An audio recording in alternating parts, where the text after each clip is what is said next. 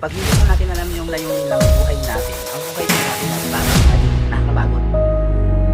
Papansin niyo po, parang paulit na lang.